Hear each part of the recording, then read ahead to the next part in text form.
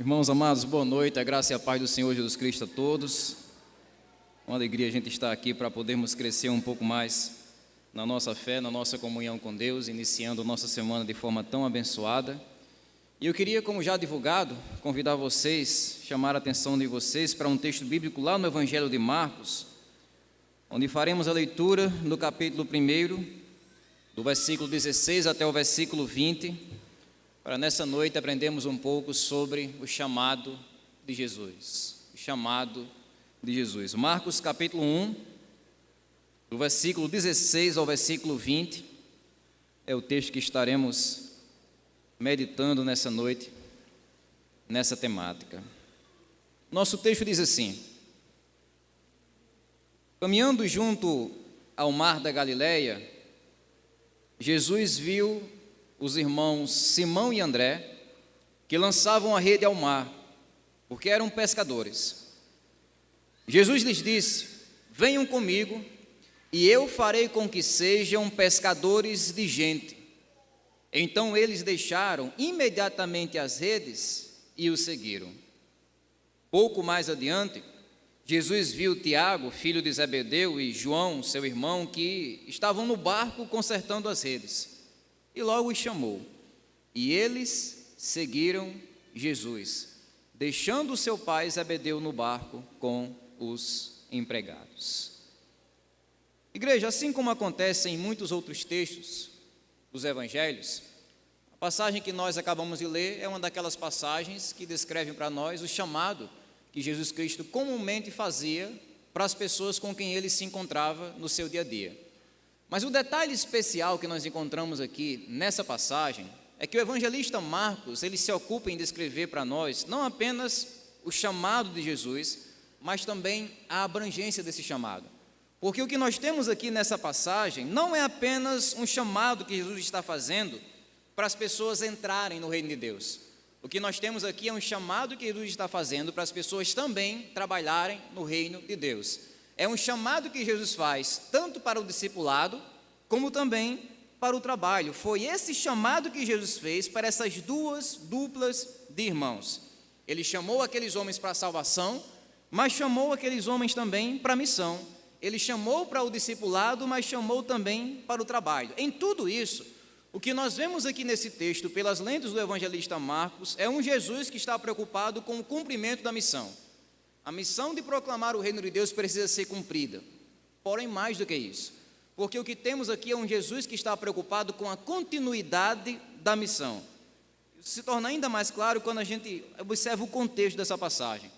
Nos versos anteriores, por exemplo, a gente descobre que João Batista, aquele que começou nessa missão de anunciar a chegada do reino de Deus, ele tinha sido preso, ele foi interrompido na missão que ele estava realizando por causa da sua prisão.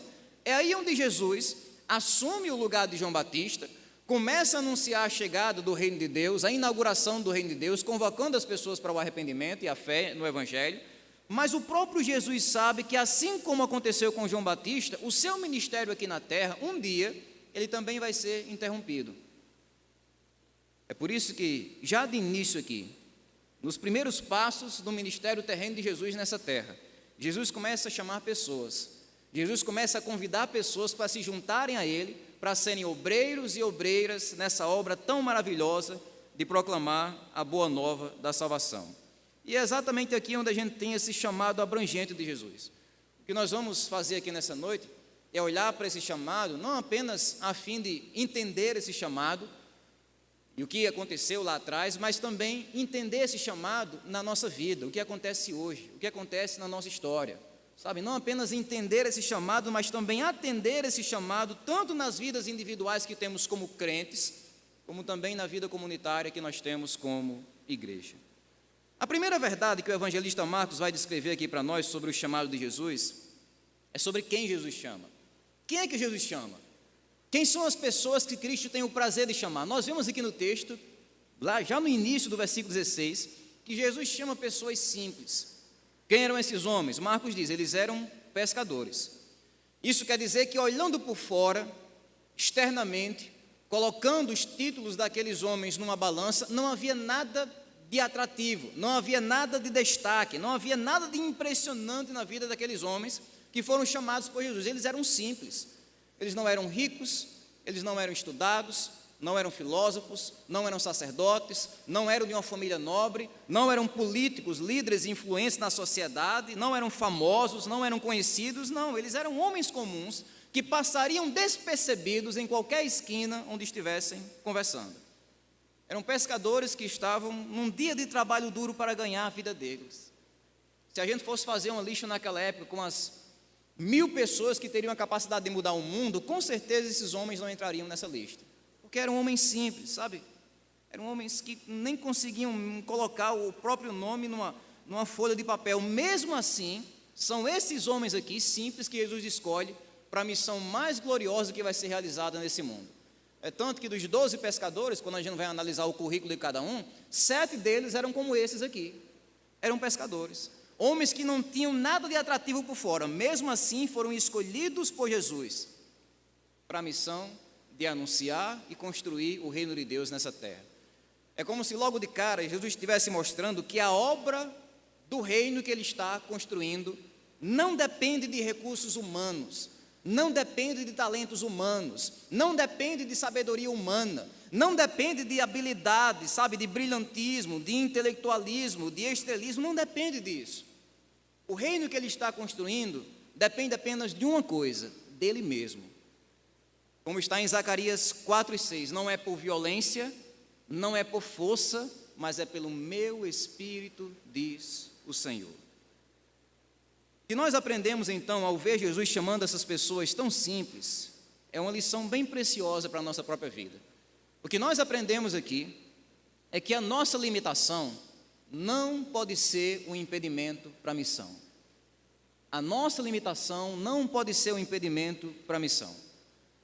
Assim como acontece com esses homens, não é nenhum exagero eu dizer que eu e você nós temos nossas limitações. Nós somos crentes, somos salvos, regenerados, mas nós somos limitados. Todo crente ele vai sofrer com alguma limitação na sua vida, sabe? Todo crente vai ter aquela sensação diária de que está faltando algo, de que eu podia ser melhor aqui, de que eu podia ser melhor ali. E às vezes, o nosso erro, o nosso problema não é que a gente tem uma limitação. O nosso problema é que nós condicionamos o cumprimento da missão nessa limitação. A gente começa a criar argumentos aqui na nossa mente que se não fosse essa limitação, a gente conseguiria cumprir a missão. Eu até queria servir, eu queria trabalhar para Deus, eu queria construir o reino de Deus, eu queria ser usado na obra de Deus. O problema é que eu tenho essa limitação, eu tenho aquela. E aí a gente começa a argumentar aqui dentro, olha, se eu tivesse mais conhecimento, eu evangelizava. Se eu tivesse mais conhecimento bíblico, se eu tivesse mais dinheiro, aí eu ofertava, eu ia conseguir investir no reino de Deus. Se eu tivesse mais tempo, se eu tivesse tempo sobrando, aí sim eu iria conseguir me dispor no reino de Deus, trabalhar no reino de Deus, servir no reino de Deus. Se eu fosse mais jovem, tivesse mais saúde, com certeza eu ia usar minhas forças para trabalhar no reino de Deus. Se eu fosse mais idoso, se eu fosse mais experiente, com certeza eu iria ter mais experiência para trabalhar no reino de Deus. A gente começa, meus amados irmãos, a acreditar que as nossas limitações são uma desculpa válida para a gente se esquivar da missão, se esquivar do serviço. O serviço não é para mim porque eu sou limitado nisso, nisso e naquilo. É como se o próprio Deus, ele fosse limitado igual a nós. Mas o que Jesus está mostrando para nós, ao chamar pescadores para revolucionar o mundo, é que o Deus que nós servimos é um Deus ilimitado que usa pessoas limitadas, que usa pessoas simples, como eu e você, que usa pessoas não que tenham, sabe, um vasto currículo, não, ele usa pescadores iletrados para capotar o mundo, para virar o mundo de cabeça para baixo, como está lá em Atos 17:6. Ele pega justamente, como Paulo vai dizer em 1 Coríntios, capítulo 1, ele pega justamente os que não são para confundir os que são. Ele pega as coisas fracas desse mundo, frágeis, para confundir aquelas que se acham fortes. Ele pega justamente as coisas vis, insignificantes, para derrubar, destruir aquelas coisas que se acham alguma coisa na presença de Deus. Ele pega justamente um Davi magrelo para derrotar um Golias, gigante, forte, porque é exatamente isso que ele faz, é exatamente isso que ele está ensinando para nós. Eu e você nunca devemos desistir da missão por causa de qualquer limitação, porque o Deus que nos chama para trabalhar para Ele, para construir o reino dEle nessa terra, em nossa família, em nossa igreja, nessa cidade, é um Deus ilimitado no seu agir, é um Deus ilimitado. Mas além de chamar pessoas simples, esse Deus, através de Jesus, ele também chama pessoas ocupadas. Jesus chama pessoas ocupadas. O texto diz: Jesus viu os irmãos Simão e André que lançavam a rede ao mar. Olha só que interessante. O texto não diz que aqueles homens estavam se divertindo na beira do mar. O texto não diz que eles estavam jogando uma partida de futebol na beira do mar. O texto não diz que eles estavam fazendo um churrasquinho na beira do mar. Eles estavam tomando banho de mar, estavam surfando no mar. Não, aqueles homens estavam ali, pelo contrário, trabalhando, suando, sabe, dando o máximo deles para ganhar vida. Todos eles estavam com a agenda cheia, como a gente costuma falar, né? Estavam com a agenda cheia, estavam ocupados, tinha muita coisa para fazer. Por um lado, a gente tem uma dupla de irmãos que estavam literalmente pescando, né? André e Pedro. Por outro lado, a gente tem outra dupla de irmãos que estavam consertando as redes, lavando as redes para pescar, mas todos eles estavam ocupados. Eles não estavam brincando com a vida, eles não estavam matando o tempo, eles não estavam, sabe, se divertindo, eles estavam ali. Sabe aquela pressão que você sente no seu dia a dia para ganhar o pão de cada dia? É a pressão que esses homens estão sentindo aqui. Sabe que deixaram a família com fome em casa, tem de trazer o pão, senão não tem janta, não tem almoço, não tem merenda, não tem mantimento. É aquela pressão que o trabalhador sente ali no seu dia a dia. Estavam ocupados e esforçados em conseguir o sustento deles. E foi exatamente ali, naquela hora, onde Jesus chamou eles. Jesus não disse: eu vou esperar eles chegarem em casa, estão tão cansados, tão ocupados, vou deixar eles terminarem a diária deles. Vou deixar chegar no intervalo, aquela horazinha do café, quando chegar na hora do intervalo eu vou lá e chamo eles. Não, foi exatamente ali, na hora da ocupação, onde Jesus chamou aqueles homens. Assim como Moisés foi chamado enquanto cuidava das ovelhas de Jetro, assim como Gideão foi chamado enquanto estava peneirando o trigo, assim como Eliseu foi chamado enquanto estava cortando a terra, assim como Amós foi chamado quando estava ocupado cuidando do gado, assim como Davi foi chamado também quando estava ali com a mão na massa, cuidando das ovelhas, do rebanho, da sua casa, da sua família, assim também acontece com esses homens. Eles são chamados no meio das suas correrias, no meio das suas ocupações. Porque o que Jesus está ensinando para nós aqui é que a nossa ocupação também não pode ser um impedimento para a missão. A nossa ocupação do dia a dia não pode ser um impedimento para o nosso serviço e para a nossa missão. Porque tal como acontece com as nossas limitações, irmãos, às vezes nós olhamos para as nossas ocupações, a nossa correria, os nossos afazeres, as nossas atividades, seja no trabalho, em casa, na escola das crianças, na faculdade, ou em qualquer outro lugar, nós olhamos para as nossas ocupações e tentamos usar a vida ocupada que nós temos como uma desculpa para se esquivar do serviço, como uma desculpa para não trabalhar no reino de Deus. É como se a nossa agenda estivesse cheia demais, né? É aquele jargão que a gente costuma dizer: olha, a gente trabalha muito. Eu acordo cedo, eu durmo tarde, eu não tenho tempo para almoçar direito, eu não consigo tirar uma soneca da tarde. É como se não sobrasse tempo para fazer a obra de Deus, porque a correria da vida é grande demais. E é assim que muitas pessoas usam essa justificação para se afastar de tudo aquilo que elas poderiam fazer para o bem do reino de Deus, para o bem da igreja na qual estão inseridos, e às vezes até para o bem da família, onde Deus assim a colocou. Mas o que nós vemos aqui é justamente o contrário desse pensamento. O que nós aprendemos aqui com Jesus chamando esses homens na correria do dia a dia deles é que a ocupação, ela não é um obstáculo para a missão. Na verdade, a ocupação é uma qualificação para a missão. A nossa ocupação do dia a dia é uma prova, uma evidência de que a missão de Deus, o serviço de Deus é para nós, é para mim, é para você. Porque são exatamente esse tipo de pessoas que Jesus chama, sabe? Essas pessoas que estão ocupadas, pessoas que são responsáveis, pessoas que têm energia, pessoas que têm disposição, pessoas que têm pontualidade, pessoas que são fiéis em servir nas menores coisas dessa terra e por isso se tornam aptas a servir nas coisas maiores do reino dos céus. É por isso que as pessoas que Jesus chama são essas pessoas ocupadas mesmo. Jesus não chama malandro, Jesus não chama folgado, Jesus não chama preguiçoso. Jesus não chama pessoa que está ali matando o tempo sem querer nada com a vida, não. Ele chama homens e mulheres que estão trabalhando pesado, pessoas suadas, pessoas cansadas, pessoas ocupadas, pessoas queimadas do sol, como esses pescadores estavam queimados. São essas pessoas que ele chama para usar na obra dele. De modo que, amados irmãos, o que nós aprendemos aqui é que mesmo na vida corrida que nós temos, nunca devemos deixar de fazer aquilo que Deus tem nos chamado para fazer, mesmo na correria. Se a gente for esperar uma folga para fazer aquilo que Deus quer que a gente faça, a gente não vai terminar nunca fazendo, porque nem no céu a gente chega. Vai ser como aquela parábola dos talentos, de alguém que recebeu algo para fazer, não fez, e acabou descobrindo que nunca foi salvo. É por isso que mesmo na correria do nosso dia a dia, nunca devemos deixar de fazer o que Deus nos chamou para fazer. Nunca devemos deixar que as nossas ocupações escravizem o nosso coração no comodismo, na autopreservação, na preguiça espiritual. Pelo contrário, o que devemos fazer, a semelhança desses homens, é trabalhar no reino de Deus com disposição. Mesmo quando o despertador tiver de ser programado para mais cedo, quando o sono tiver de chegar mais tarde, quando as costas doerem, quando os olhos pesarem, é aí onde o serviço vai se tornar mais significativo. É aí onde o nosso trabalho suado vai se tornar ainda mais valioso no reino de Deus. É quando a gente permanece dizendo: eis-me aqui, mesmo no meio dos sacrifícios. Então o que vemos aqui é que Jesus chama pessoas simples, Jesus chama pessoas ocupadas, e Ele chama para quê essas pessoas? No versículo 17, nós vemos que Jesus chama essas pessoas simples e ocupadas, primeiro, para um relacionamento. Jesus lhes disse: venham comigo. É o convite de Jesus. Ele não está falando apenas em termos materiais. Ele não está dizendo para aqueles homens apenas caminharem com Ele, andarem com Ele, sabe, olharem para Ele e presenciarem o ministério dele, não. Quando Jesus diz assim: venham comigo, não é apenas um chamado para acompanhar Jesus. Biblicamente, esse é um chamado para se relacionar com Jesus, para ter uma amizade com Jesus, para ter uma comunhão com Jesus, para seguir Jesus, para conhecer Jesus, para obedecer Jesus, para amar Jesus, para se submeter aos ensinamentos de Jesus. É isso que nós chamamos de discipulado.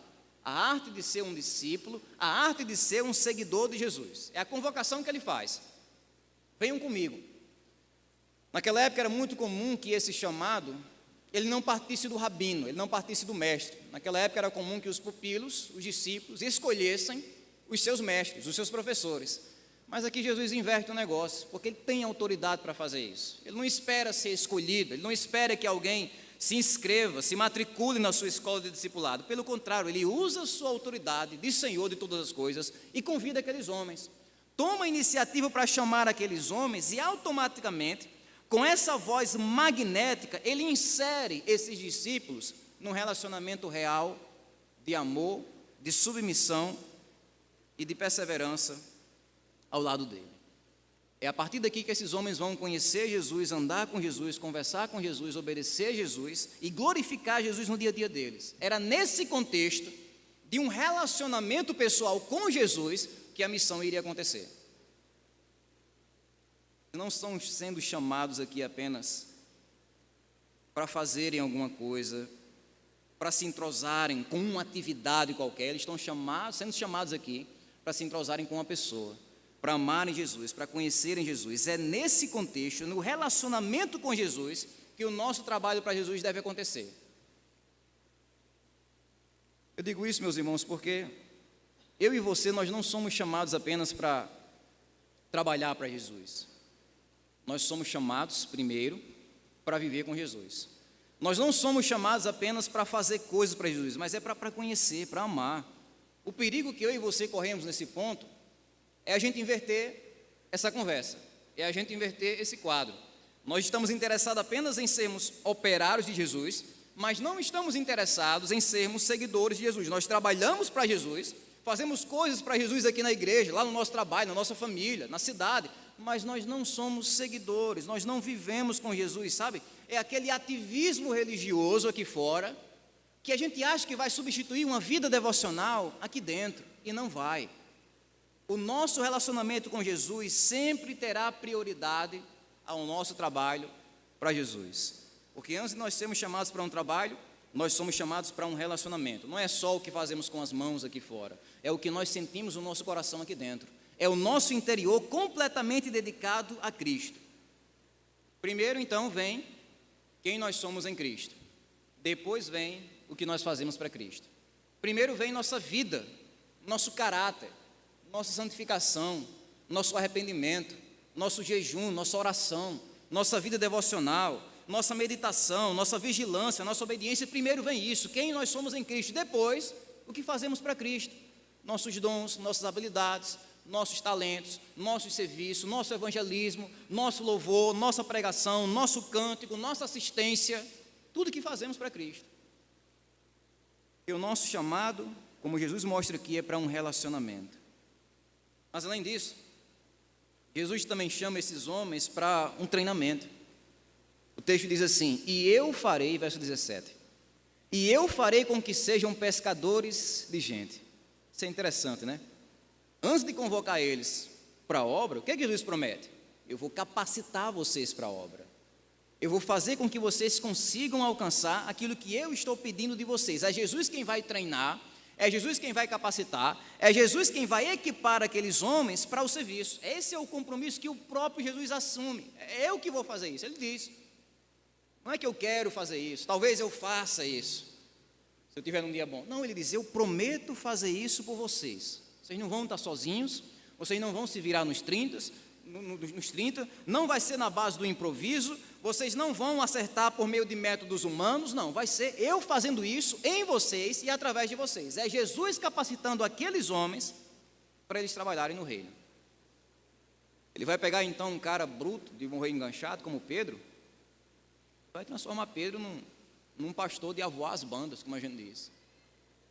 Ele vai pegar um cara temperamental, explosivo, como o apóstolo João, e vai transformar João num apóstolo do amor.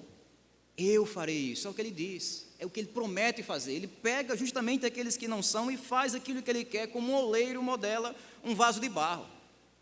Porque a capacitação que a gente tem para a missão e para o serviço, meus irmãos, vem daqui, vem de Jesus.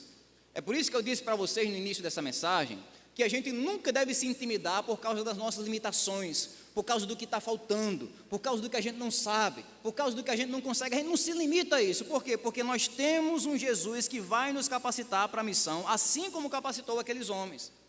Nós temos um treinador, nós temos um general, nós temos um professor, nós temos um nosso mestre, nós temos o nosso Deus ao nosso lado para nos capacitar a fazer isso. Como o irmão Emiliano leu aqui agora há pouco, é Ele que está conosco todos os dias da nossa vida. Por isso a gente vai, a gente prega o Evangelho, a gente anuncia a Boa Nova. Porque Jesus sempre vai estar disposto a nos dar tudo aquilo que a gente precisa para realizar a obra dele, sempre. Sou uma testemunha viva disso. Sempre vai olhar para a sua vida e ver limitações que parecem serem, sabe, lacunas que nunca vão se preencher. Mas Jesus sempre vai suprir você com tudo que você precisa para continuar trabalhando para Ele. Dons, talento, ânimo, força, santificação, sabe, tudo que a gente precisa, ousadia, a gente vai ter desse Cristo, porque é o que Ele promete fazer. Eu enfatizo isso para que todos nós entendamos que se nós estamos longe do serviço na casa de Deus, na igreja de Deus, no reino de Deus, se nós estamos se esquivando de servir a Deus, o problema nunca vai estar em Jesus. Não é que Jesus não está capacitando você, não é que Jesus não está lhe dando o suficiente para você servir. O problema está em nós, o problema está na nossa omissão, na preguiça espiritual que muitas vezes está no nosso coração. O problema está no nosso comodismo, sabe, na tendência de omissão no serviço cristão. É por isso, meus amados irmãos, que a gente deve olhar para esse assunto aqui com atenção e nunca esquecer da promessa que Jesus faz aqui. A promessa de um Jesus que nos capacita para trabalharmos para a obra dele.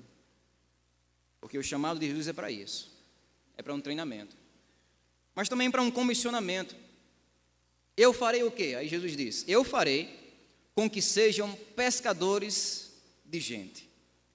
É com essa expressão aqui que Jesus descreve qual seria o futuro daqueles homens aqui na frente. Vocês serão pescadores de homens, ou seja, vocês que ganham a vida na pesca, vocês vão redirecionar essas habilidades que vocês já possuem para outro lugar.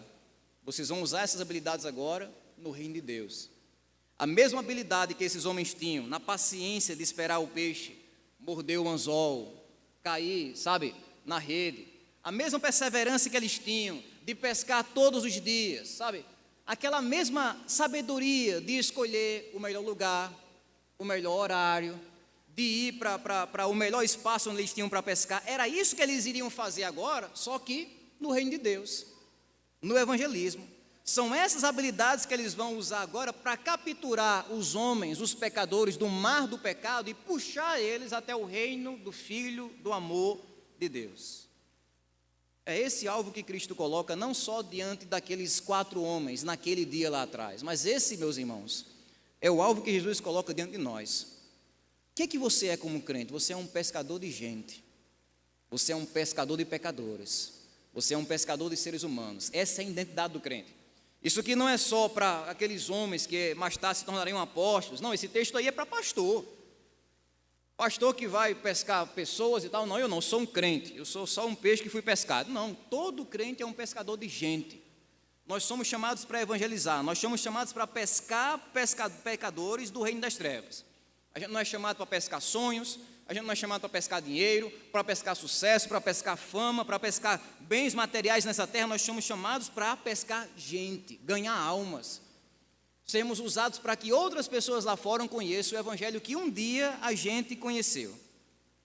É por isso que esse alvo aqui tem de estar sempre diante de nós, irmãos, porque é isso que a gente tem que fazer toda vez que a gente sai dessa igreja, durante a nossa semana, lançar o nosso anzol em nosso local de trabalho, lançar a nossa rede em nossa família, lançar o nosso anzol em cada esquina dessa cidade, para que assim a gente possa cumprir essa missão que Jesus coloca em nossas mãos, é sermos perseverantes e nunca deixar de testemunhar, seja com nossas palavras, seja com a nossa maneira de se comportar, daquilo que Deus tem feito em nossas vidas, para que através de nós mais e mais pessoas venham conhecer o Evangelho.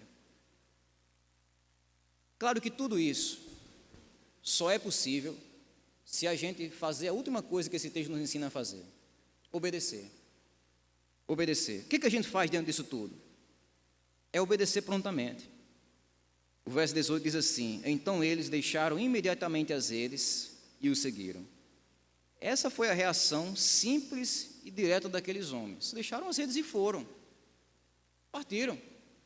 Eles não perguntaram quanto iriam ganhar, eles não pediram tempo para pensar, eles não perguntaram qual seria o trajeto, se dava tempo para arrumar alguma coisa para sair, para ir embora depois, não pediram um calendário bem programado, eles não pediram mais detalhes, não duvidaram, não rejeitaram, não reclamaram com Jesus, não, eles simplesmente deixaram as redes e foram, imediatamente, deixaram as redes ali mesmo.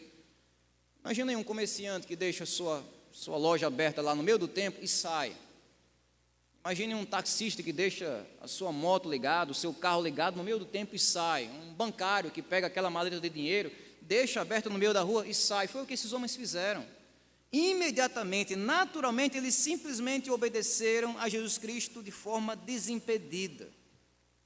Porque aqueles homens tinham a consciência que o chamado que Jesus está fazendo para a vida deles é maior do que tudo aquilo que eles já tinham visto na vida deles. É maior do que tudo, é superior a tudo.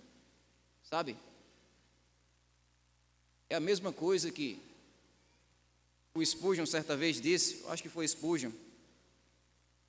Ele disse: meu filho, se Deus lhe chamou para ser um missionário, não se rebaixe ao lugar de um rei. Não se rebaixe. É o chamado, a vocação mais sublime que a gente pode ter na vida. Esses homens reconheceram isso. O historiador Flávio José, contemporâneo daquela época, ele disse que nessa época aqui haviam 330 barcos naquele lago. Centenas de pescadores que estavam ali, assim como esses 4 homens estavam, mas só esses 4 aqui receberam chamada. O que é isso? Graça, privilégio. E esses homens, reconhecendo esse privilégio inigualável, reconheceram e obedeceram prontamente à voz de Jesus. Mas não só prontamente, porque eles obedeceram também radicalmente, como o verso 20 vai dizer. Jesus chamou Tiago e João e eles seguiram Jesus, deixando seu pai Zebedeu no barco com os empregados. É como se Marcos estivesse descrevendo para nós que esses 2 irmãos aqui, eles deixaram para trás, eles abandonaram, abriram mão de toda a segurança humana que eles tinham nessa terra. Sabe, tudo que eles tinham para ter o dia a dia garantido, eles deixaram ali. Deixaram para trás. Por um lado, então, eles abandonaram a segurança da família, deixaram o pai deles para trás. O laço que eles tinham com Jesus agora era maior do que o laço que eles tinham com seus parentes de sangue. Eles abandonaram o próprio pai ali no barco, mesmo que eles fossem permanecer um determinado período naquela região, eventualmente ajudando o pai, claro, mas agora esses homens aqui entendem que o compromisso deles com Jesus é maior do que qualquer outro compromisso nessa terra. Eles estão entendendo aquilo que mais tarde Jesus iria ensinar em Lucas 14, 26, se alguém vem a mim e não me ama mais do que ama o seu pai, mais do que ama sua mãe, mais do que ama sua mulher, os seus filhos, os seus irmãos e as suas irmãs e até a sua própria vida, não pode ser o meu discípulo. É essa obediência radical que esses irmãos aqui estão encarnando. Abandonaram a segurança da família. Abandonaram a segurança financeira, né? O detalhe que Marcos traz aqui de que os empregados ficaram no barco revela justamente isso. Não era comum naquela época um pescador ter empregado. Eles mal tinham para sobreviver, quanto mais para contratar outra pessoa. Era cada um por si e Deus por todos. Mas o fato de Zebedeu, o pai de Tiago e João, terem esses empregados aqui junto ao barco, mostra que eles tinham uma empresa de pesca relativamente próspera. O negócio estava dando certo. Aqueles dois irmãos ali tinham um futuro brilhante pela frente, sabe, ganhando dinheiro no ramo da pesca. Mas quando eles escutam o chamado de Jesus, eles veem um futuro ainda mais brilhante. Eles veem um futuro ainda mais glorioso. Eles enxergam um tesouro que vai poder durar para eles por toda a eternidade. O tesouro de participar, de trabalhar e de construir um reino eterno nessa terra passageira. O que nós vemos em tudo isso, meus irmãos, em toda essa obediência, é um exemplo muito claro de como eu e você devemos obedecer a Deus. Como é que a gente obedece o chamado de Jesus? Tudo bem. Jesus chama uma pessoa simples, ocupada como eu, Ele me chama para me capacitar, me treinar, mas como é que eu respondo a esse chamado? Como é que eu reajo a esse chamado? A gente responde obedecendo prontamente, como esses homens fizeram. É obedecer, sabe, é parar com a nossa mania de dar desculpas, é parar com a nossa mania de deixar para depois, é parar com a nossa mania de olhar para outra pessoa, porque outra pessoa pode fazer o que eu posso fazer, é porque outra pessoa vai evangelizar lá no meu local de trabalho, é porque tem um crente que é mais preparado, tem um crente que tem mais dinheiro, tem um crente que tem mais tempo, tem um crente que é mais novo, tem um crente que é mais experiente, é a gente parar com isso e obedecermos o chamado de Deus para a nossa vida, para o serviço, para o trabalho, prontamente, mas obedecemos também esse chamado sacrificialmente. Não estou dizendo que você tem que chegar no seu trabalho amanhã, pedir demissão, como esses homens fizeram aqui. Não é isso. Mas é a gente sair da nossa zona de conforto. Ah, irmãos, como a gente é refém da nossa zona de conforto, né? A gente faz coisas para Deus, mas só se for caminho, né? Como a gente costuma dizer. Só se estiver na nossa rota. Só se for o que a gente já estava meio que intencionado para fazer. Mas sabe, o trabalho que Deus tem para a gente realizar nessa terra sempre vai arrancar a gente da zona de conforto. Sempre vai colocar situações onde você vai ter de sacrificar alguma coisa, onde você vai ter de abrir mão de alguma coisa. Isso é carregar a cruz. Esse é o serviço sacrificial que a gente precisa prestar no reino de Deus. Sair da nossa zona de conforto e se gastar na obra de Deus. Fazer isso, claro, com humildade no nosso coração. Servimos a Deus, obedecemos a Deus humildemente. Às vezes nós temos uma tendência de olhar para histórias como essas, que nós estamos analisando aqui nessa noite, como se esses homens, por terem realizado tal ato, fossem meio que super-heróis, como se eles estivessem fazendo alguma coisa que é totalmente inédita, extraordinária, sabe? Heróica, sublime, sabe? Como se eles tivessem do que se orgulhar, de serem tão abnegados, de serem tão desprendidos, tão dedicados na obra de Cristo. Mas a verdade, meus irmãos, que esse texto mostra para nós, é que esses homens aqui estão fazendo por Cristo apenas aquilo que Cristo já tinha feito por eles. Esses homens estão abandonando a estabilidade terrena deles aqui na terra por um Cristo que já tinha abandonado a estabilidade celestial por eles.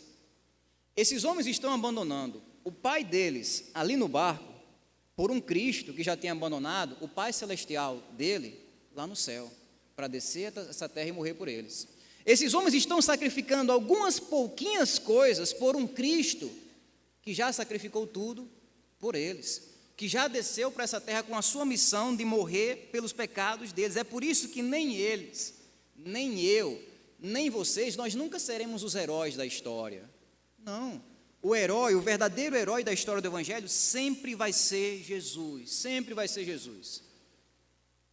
Eu tinha 16 anos quando abandonei a minha casa aqui em Apodi, abracei de vez o ministério, fui morar fora, plantar uma igreja, e às vezes me perguntavam, como é que você consegue fazer isso? E às vezes eu perguntava de volta, como é que eu não conseguia fazer isso?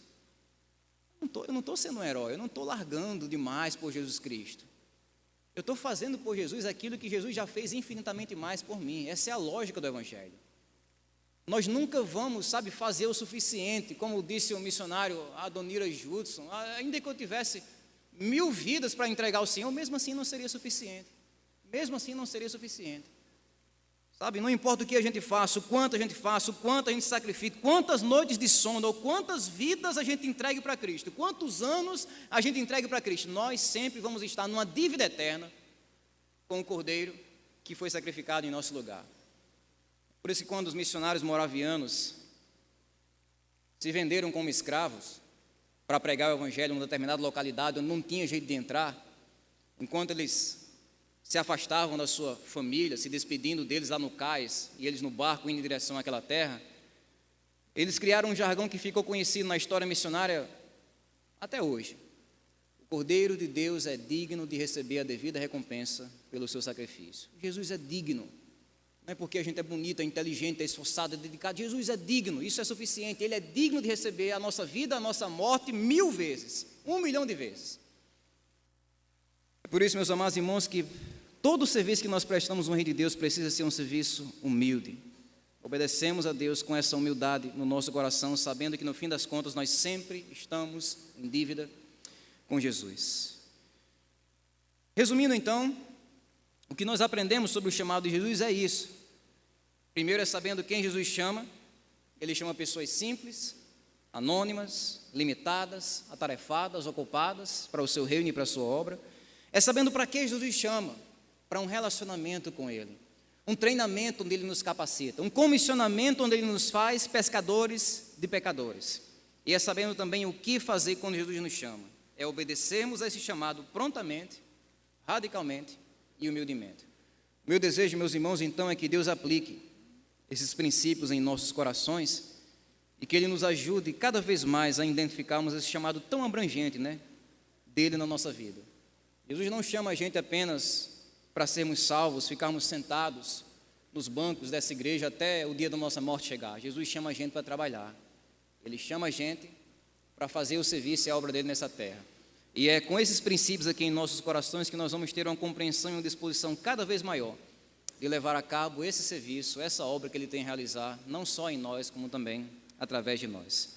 Que Deus então nos abençoe, que Ele nos aplique essa palavra em nossos corações e que assim nós possamos trabalhar cada vez mais para o Senhor.